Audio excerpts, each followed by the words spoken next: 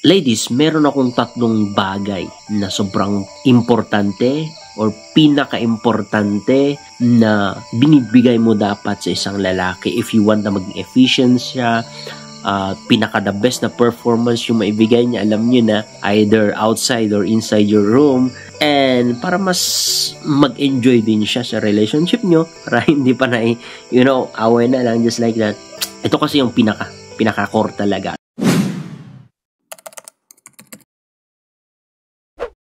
Ang isang sasakyan, merong tatlong pinaka-importante na parts nito. Una is that yung engine. Without the engine, walang kwenta yung sasakyan.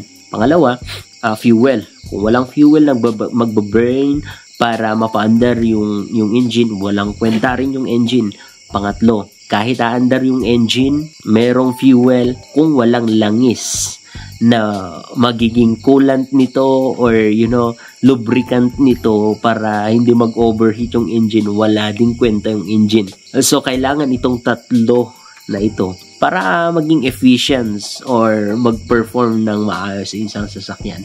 Although mahalaga din naman yung mga gulong at manubela, pero sabi ko itong tatlo na to yung pinaka-core, pinaka-mahalaga. So ganun din lang sa isang lalaki, itong tatlo na i-share ko sa inyo is that ito yung pinaka-core at pinaka-mahalaga sa amin na kailangan nyo malaman, kailangan nyo may provide yun sa kanya at kailangan na maintindihan nyo, okay? So number 1 na dapat na malaman nyo is that leadership. Alam nyo, ang leadership is that nasa dugo na namin yun. To lead a family, a firm, just like that. Ang pagkakaiba lang is that merong mga tao that are called to lead a nation, to lead a company, but every man are called to lead a family. So, dapat mong maintindihan yun kasi once na kinokoveran mo siya sa part niya na yon that you tried to lead him or your family, magkagulo-gulo. Maaaring maapakan mo siya kaya siya nagagalit sa'yo ganyan o kaya hindi pinapansin o kaya siya nasasaktan or magkakaroon siya ng insecurities kasi ayaw mo mag-submit sa kanya or hindi siya makapag-perform ng maayos kasi ayaw mong sumunod sa kanyang leadership. Yet God created us differently. Ang babae, you are called not to lead but to submit. But a man are called to lead and to protect, love, and provide for his family. Yun yung pagka-design ng Panginoon sa amin. Although sadly, hindi po lahat ng lalaki ay alam itong part na to, ang leadership na to. That's why it is your part na nanonood sa video na ito. Kung hindi pa alam ng partner mo, then pray for it. Number 1, before na awayin mo, confront mo siya, pray for it. Pangalawa, sabihin mo sa kanya in a good way, makipag-usap ng maayos, huwag pasigaw, huwag pagalit agad, or maaaring suggest mo itong video na to kung kaya mo na-send sa kanya. Because it is very important kasi bilang isang lalaki that we need to stand kung ano man yung assignment or calling namin sa buhay, which is to be a leader, especially sa isang family. And in that way kasi, yun yung nakakalalaki sa amin. That is why, whenever actually na pinaparamdam mo sa isang lalaki that kailangan mo siya, dun kami nagiging mas lalaki. Because in us, we felt like we can able to give kung ano man yung tinatago rin namin.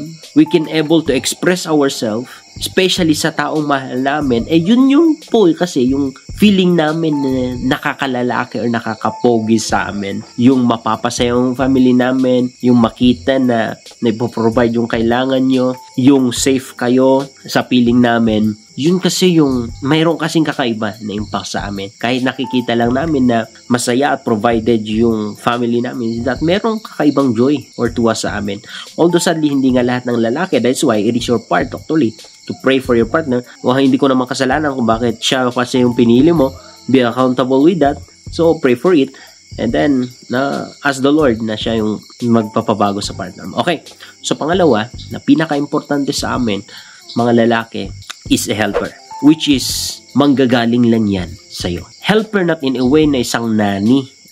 Please, listen to me carefully. Helper not in a way na parang katulong na nababayaran, na uto-uto, na sunod-sunuran sa lahat ng bagay. No? The Bible says, a helper, it means whatever na hindi na niya kaya, na ex-o-host siya ganun, is that tulungan tulungan mo siya. Kapag nag-fail siya ngayon, tulungan mo siya para pumangon. Encourage mo siya para bumangon. Pag pagod siya ganun, physically, emotionally, and or spiritually, then i-encourage mo siya, empower mo siya so that he can stand again and do again kung ano man ang dapat niya gawin. Or sa bahay ganun, kapag kung ano man ang kulang or missing, then ikaw yung magpupuno. Kasi kaming mga lalaki, although we are leaders, by blood, kailangan namin ng vice, kailangan namin ng support because we cannot stand alone. We need you, ladies. We need you. So, yun yung dapat mong pinaprovide sa kanya. Hindi po yung kapag kailangan ka niya is that dun pa yung time na nambibwisit ka, dun pa yung time na pabebe ka, dun pa yung time na ang dami mong drama. So, hindi mag-work hindi mag-work in sa relationship, hindi kayo magiging successful na mag-partner.